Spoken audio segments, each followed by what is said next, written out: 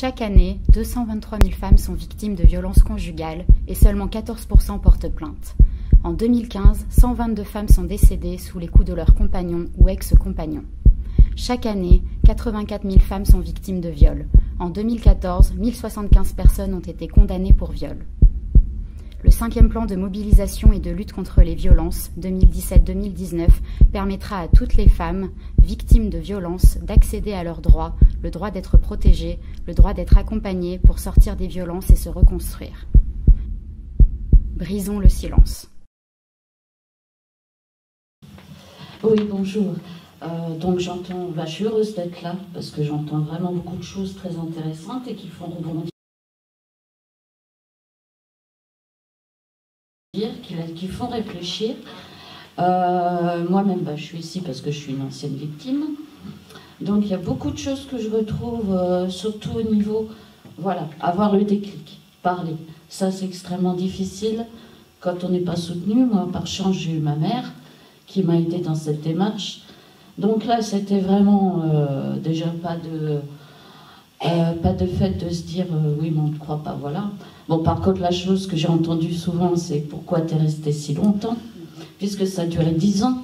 Bon, il faut comprendre aussi qu'on a l'emprise, on a la peur, on peut être séquestré, on peut être terrorisé, on est humilié chaque jour, on finit par croire qu'on ne vaut plus rien, qu'on n'est plus rien, que tout ça, ça arrive de notre faute. Voilà.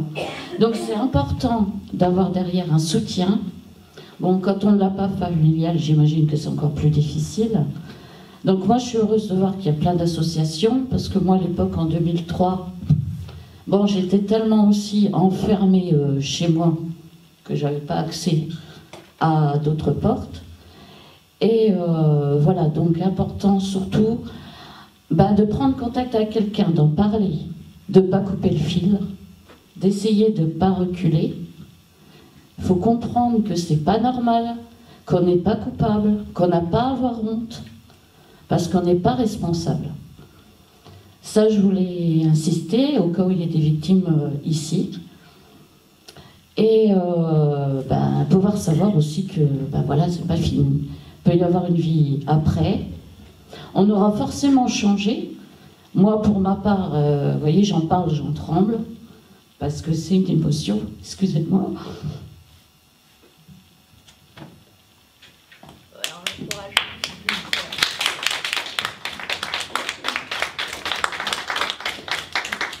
Je crois que je pleure, c'est pas par tristesse. C'est parce que je vois que le chemin que j'ai fait, je suis pas encore guérie, la preuve.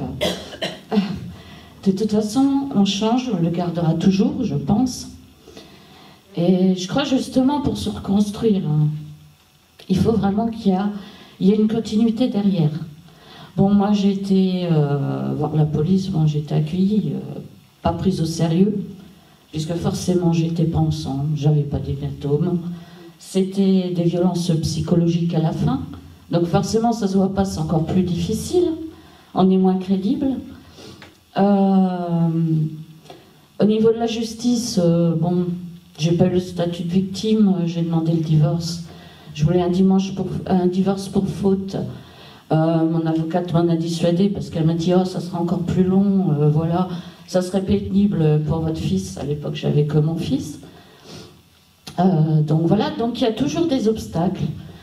C'est pas un parcours facile, mais je crois qu'avec le soutien d'associations comme on a ici, je pense que c'est possible, qu'on peut s'en sortir. Moi maintenant, je travaille, j'ai refait ma vie, j'ai eu ma fille, voilà.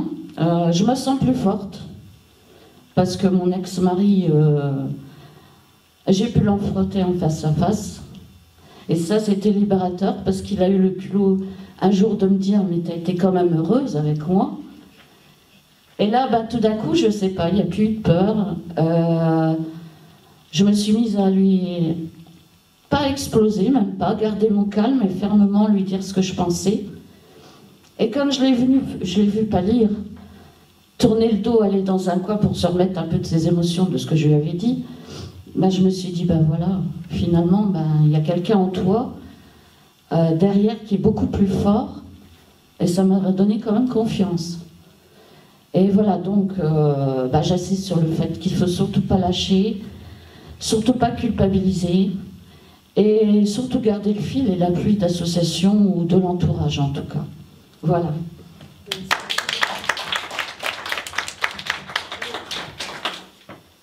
Moi, je voudrais rebondir sur ce qu'elle vient de dire. Alors, je suis un peu comme elle. Pour la petite anecdote, moi, je suis restée 12 ans avec une personne qui, effectivement, violence psychologique, violence physique. Donc, je me suis mangé des coups, il faut dire ce qui est. J'ai mis près 6 ans pour aller porter plainte. Et j'en ai mangé des coups, j'en ai mangé des réflexions. On se sent... on est en bas. Une merde, il faut employer le terme, on se sent une merde. Mais aujourd'hui, comme cette maman, je suis fière du parcours que j'ai fait. Et il ne faut pas avoir peur, c'est vrai que d'aller les voir et d'entendre effectivement pourquoi tu es resté autant de temps avec, pourquoi tu n'es pas venu nous voir plus tôt, où on dit mais non, c'est pas possible, il n'est pas comme ça, parce qu'en plus moi, mon conjoint, on le voit, on pourrait lui donner le bon Dieu sans confession, tellement il est calme, tout gentil, alors que quand la porte est fermée, c'est autre chose. Et c'est vrai qu'il y a un film, petit aparté, il y a un film qui est sorti, c'est TF1 qui l'a fait, c'est L'Emprise, je ne sais pas si vous l'avez vu, avec Fred du duo Marie-Fred. Fred d'ailleurs a joué extrêmement bien, et ce film est très très fort et dur aussi en même temps à regarder, parce que malheureusement c'est une triste réalité, et nous les femmes, quand on reste avec un homme, effectivement il y a cette dépendance, que ce soit financière ou psychologique, ou l'habitude aussi, parce qu'on se dit qu'on ne pourra pas s'en sortir étant seul. Très affective aussi, effectivement. Moi je suis sortie de l'adolescence, je me suis mis tout de suite en couple avec lui, et moi j'ai fait le processus inverse, c'est-à-dire que quand je l'ai quitté, je me suis retrouvée à tout refaire toute seule. Et aujourd'hui je suis fière, je suis maman de 2 enfants. J'ai une association, je me suis battue, je ne me laisse pas faire, c'est-à-dire que si maintenant il y a un homme qui vient vers moi, si je dois me manger des coups, il va s'en manger aussi. Ça par contre je ne me laisserai pas faire. Malheureusement, beaucoup d'hommes de nos jours, quelle que soit l'éducation qu'ils ont eue, qu'ils soient élevés par des femmes, parce qu'il y a beaucoup d'hommes qui disent mais non, moi je comprends les femmes, j'ai été élevé par des femmes. Pour ma part, je pense que c'est les pires. Parce qu'ils disent qu'ils comprennent une femme, mais s'ils comprennent une femme, déjà, tu n'as pas haussé le ton et tu n'as pas apporté la main sur nous. Mais on n'est pas une merde, on n'est pas une moins que rien. On est une personne comme une autre. On peut très bien s'en sortir, on peut très bien construire de grandes choses. Et effectivement, recommencer, c'est quelque chose de dur, pas facile. Mais c'est pas parce que c'est pas facile qu'on ne peut pas y arriver. Et il y a beaucoup de femmes qui s'en sortent et qui s'en sortent très très bien. Et je reviens sur ce que j'ai dit tout à l'heure, il y a vraiment des femmes qui sont haut placées, malheureusement qui n'ont pas le même salaire qu'un homme, mais qui s'en sortent quand même et qui s'en sortent très bien. Et de pouvoir marcher la tête haute, pouvoir se regarder dans une glace, c'est important. Et moi je me suis retrouvée dans la même situation que vous. Quand j'ai revu, parce que je l'ai recroisé plusieurs fois, quand je vois ce qu'il est devenu et ce que je suis au jour d'aujourd'hui, moi je marche avec la tête haute et avec fierté. Par contre, c'est lui qui marche la tête basse, qui n'a pas réussi dans sa vie. Et moi, ma plus grande fierté, en tout cas pour mon expérience, c'est mes enfants. Parce que j'étais stérile depuis 10 ans, je ne pouvais pas avoir d'enfants, et au jour d'aujourd'hui, j'ai 2 enfants. Et c'est cet homme-là qui n'a pas d'enfant. Et quand je le vois, j'ai vu avec mes 2 enfants. Et il ne savait plus où se mettre. Alors qu'il m'avait dit que de toute façon, je ne servais à rien parce que j'étais qu'une coquille vide. Et entendre une personne vous dire que vous êtes une coquille vide et que vous ne servez strictement à rien et que vous êtes au sol et que vous venez de vous manger des coups, pour se relever, c'est très dur. Mais regardez, je suis devant vous. Je suis venue pour ça, pour vous montrer que je suis devant vous. Je suis chef d'entreprise, je gère une association, j'ai 2 enfants, je suis maman célibataire. Et au jour d'aujourd'hui, je m'en sors très bien, je suis épanouie, mes enfants sont épanouis. Et il n'y a pas de raison que des femmes qui ont subi des violences ne peuvent pas s'en sortir. Il n'y a aucune raison pour ça. Et au contraire, moi, mon association, elle est pas aussi activiste que les leurs. Mais moi, j'interviens autrement, c'est-à-dire que quand une femme a un projet et qu'elle n'ose pas forcément se lancer, ben moi, je vais venir et je vais vous lancer, en fait. Je vais vous donner un coup de pied là où il faut en prendre un. Et c'est, entre guillemets, hein, c'est pas physique, bien sûr. Et je vais vous aider à réaliser ce que vous avez envie de réaliser ou ce que vous n'avez jamais osé réaliser. Parce que dites-vous que on est de belles femmes. Vous pouvez vous regarder dans la glace. On est belle, on est forte, on a des épaules solides. On sait tenir un foyer, on sait tenir une maison, on sait s'occuper des enfants. Et rien que pour ça, vous pouvez vous applaudir parce que c'est de nos jours, c'est pas des hommes qui arrivent des fois à faire ça. Donc ils ont beau avoir la suprématie sur certains points, ils n'arrivent même pas à faire le quart de ce que nous on fait. Et c'est pour ça qu'on dit toujours que nous les femmes, on peut faire plusieurs choses à la fois et pas eux. Donc déjà rien que ça, c'est une force. Donc ne vous sous-estimez pas et ne vous dites jamais que vous êtes une merde. Vous êtes une femme accomplie qui a réussi de belles choses et vous continuerez à en réussir jusqu'à le dernier jour de votre vie. Voilà, donc ça je voulais vous le dire. À titre informatif, quand on dit à une femme « Pourquoi est-ce que tu n'es pas partie de chez toi? Pourquoi est-ce que tu ne l'as pas quitté ?» Il y a juste un psychotraumatisme. En gros, c'est normal d'avoir du mal à quitter un conjoint, surtout quand après des années de violence. Il y a un système, une véritable habitude. Effectivement, il y a une dépersonnalisation de la personne. C'est tout simplement ce que les bourreaux traditionnels utilisent comme processus pour désociabiliser donc, leur compagne, pour lui enlever toute identité, tout point de repère, toute forme même de fierté d'elle-même. C'est en gros, tu n'es rien, ce sont des phrases assassines qui reviennent partout. Hein. Tu n'es rien, tu ne vaux rien, on l'a entendu. La mettre plus bas que terre, ça permet de continuer à garder l'emprise sur elle. Ça permet d'être son seul point de repère. Tu n'es rien, mais je t'aime. C'est souvent couplé, après les coups. Donc, il y a un moment où, à force de vous répéter ça, quand on vous répète depuis l'enfance, par exemple, tu es bête, mais au bout d'un moment, la personne, elle va vraiment penser qu'elle est bête, et elle va arrêter de réfléchir. Et c'est normal, parce que plus on entend quelque chose, plus on y croit. C'est le système publicitaire. Coca-Cola a très bien compris ça. Avant de remettre la main au portefeuille, il faut voir 80 fois l'information. 80 fois, vous voyez la publicité d'une bouteille de Coca-Cola.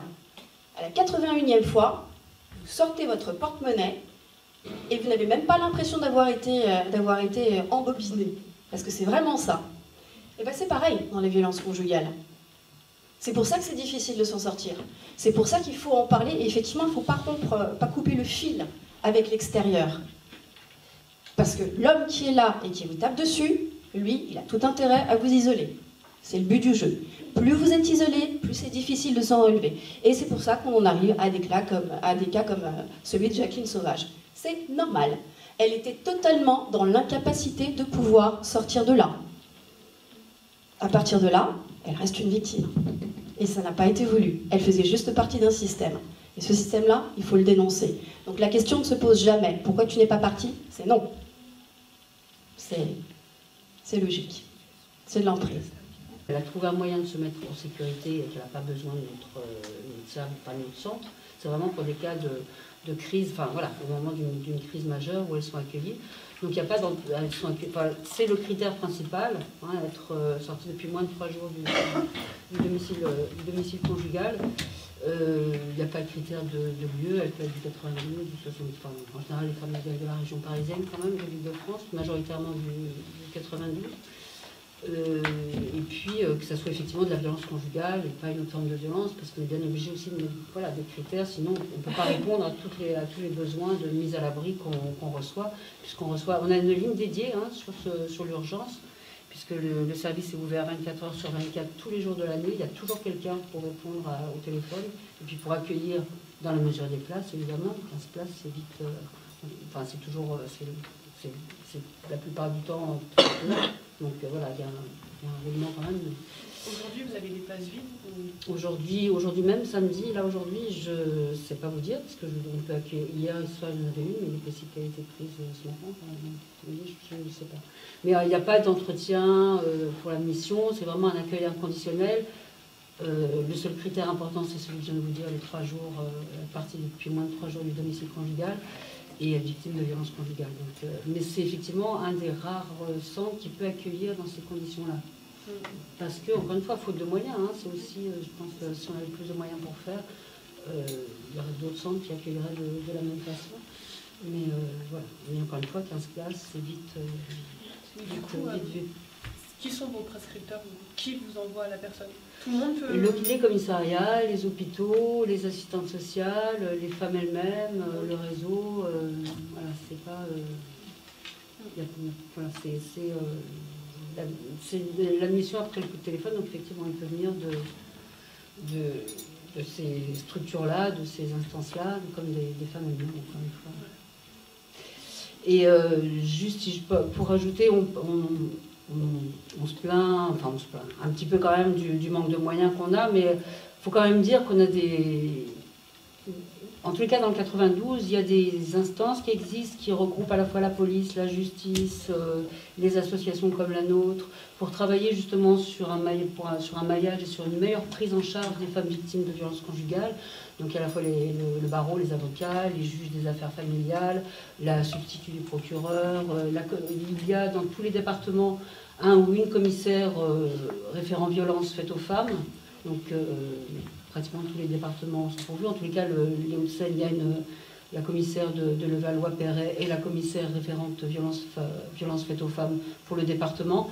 Donc il y a régulièrement en tout cas des réunions avec toutes ces différentes instances, la police, enfin nous qui en parlé, la police, pour justement faire voir comment toutes ces institutions et surtout le personnel qui en dépend peuvent travailler ensemble pour que l'accueil des femmes, que ce soit au niveau des commissariats ou dans le cadre de procédures juridiques ou auprès du juge des affaires familiales qui quelquefois ont des prises de position un peu particulières dans les cas de violence conjugale. En tout cas que la formation, la sensibilisation, la connaissance de ce phénomène des violences soit vraiment connue au mieux par l'ensemble de ces structures et qu'il y ait collectivement une prise en charge. Donc il y a quand même des efforts qui se font, qui sont notables au niveau des pouvoirs publics. Il ne faut pas juste dire qu'on n'a pas de soutien.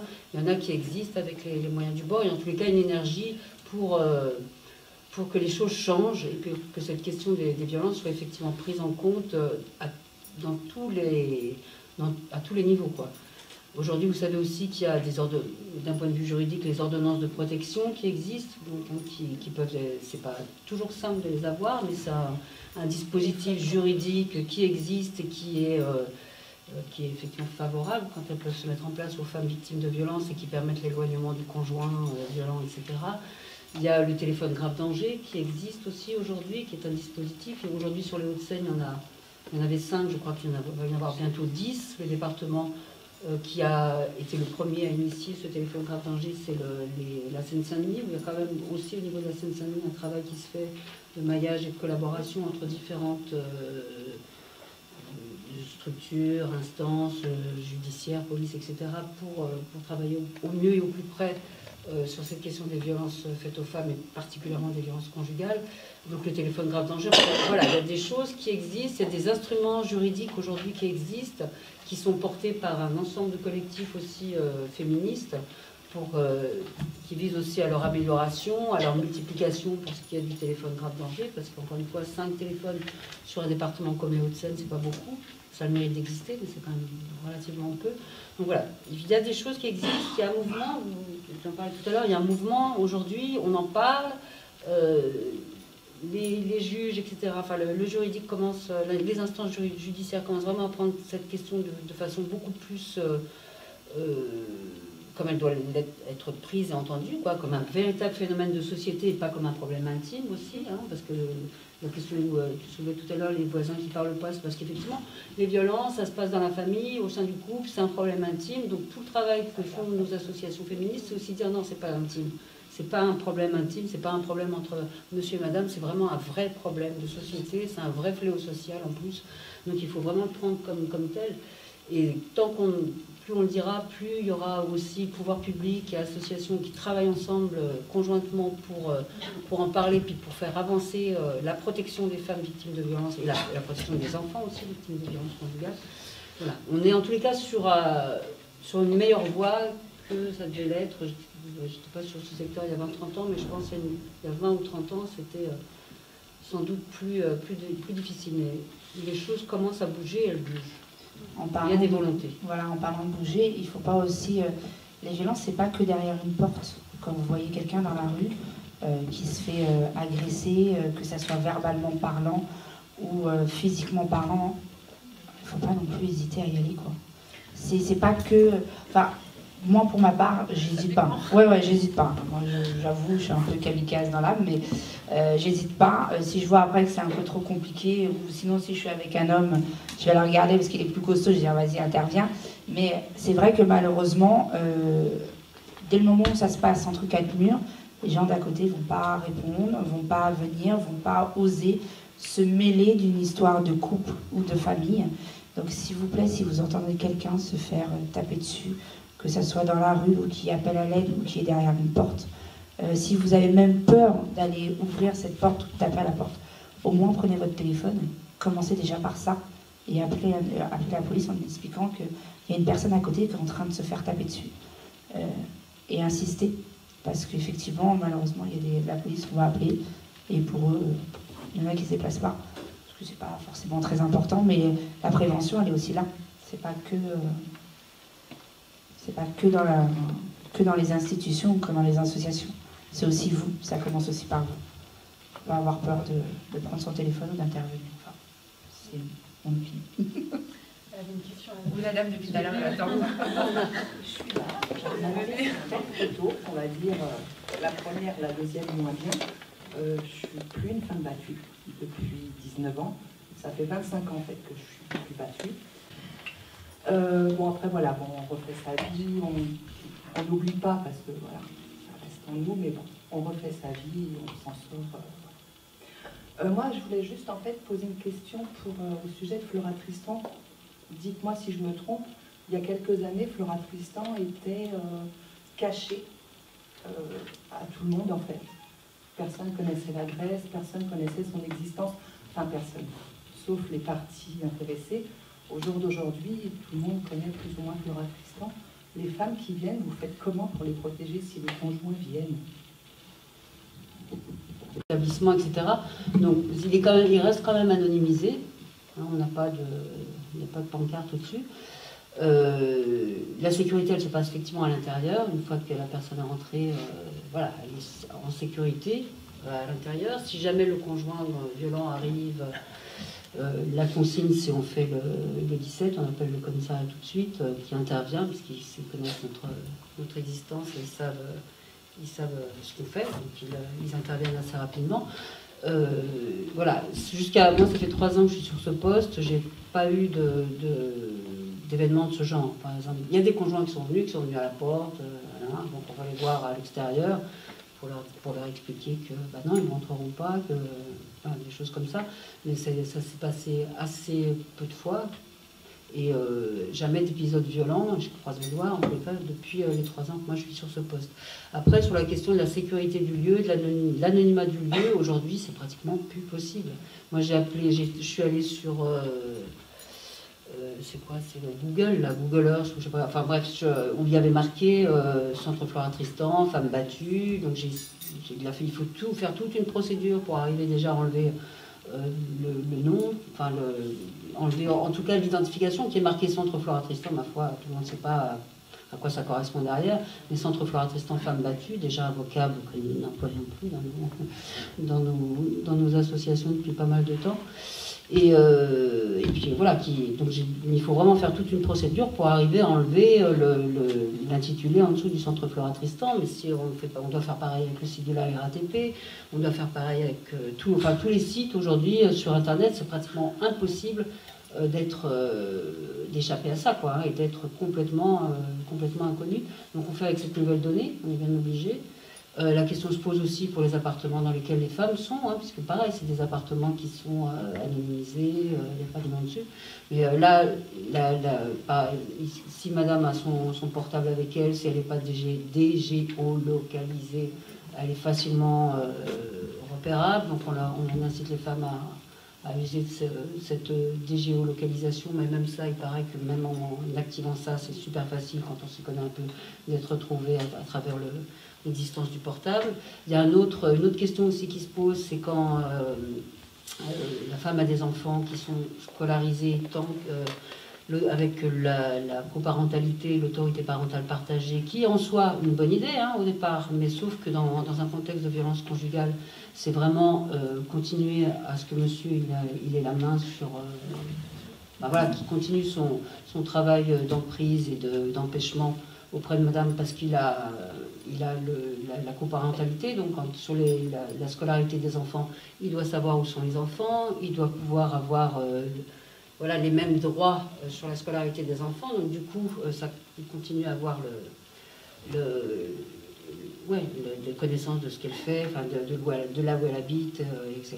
Et ça, on peut pas faire autrement. Donc, si une femme est hébergée, n'importe quoi, à Châtillon, quand l'enfant est scolarisé à l'école de Châtillon à côté, monsieur le sait. Donc, c'est très facile après, à travers l'école, de remonter au lieu, de faire parler l'enfant, qui se trouve après, lui, quelquefois, en conflit de loyauté. Enfin, pour les gamins, c'est difficile aussi. C'est vraiment des situations qui sont très, très, très, très douloureuses. Donc voilà, la question de la sécurité, elle se pose vraiment à plusieurs niveaux, et on est en train de réfléchir ensemble, d'abord dans le cadre de Flora Tristan, comment on peut faire pour sécuriser un maximum, et puis aussi dans le cadre du réseau Solidarité Femmes, on réfléchir à cette question-là, parce qu'on est fortement impacté par toutes ces nouvelles technologies et puis ces lois, notamment sur la question de la coparentalité.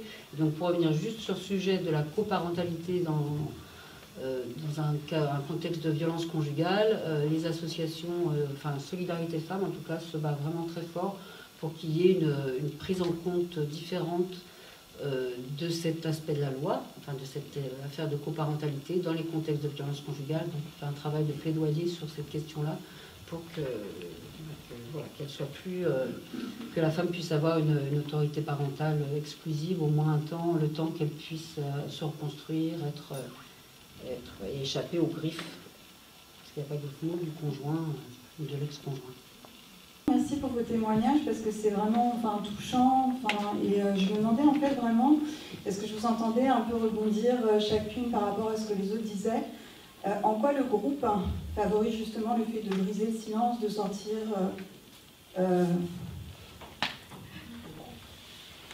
Le groupe, il a une dimension politique aux violences.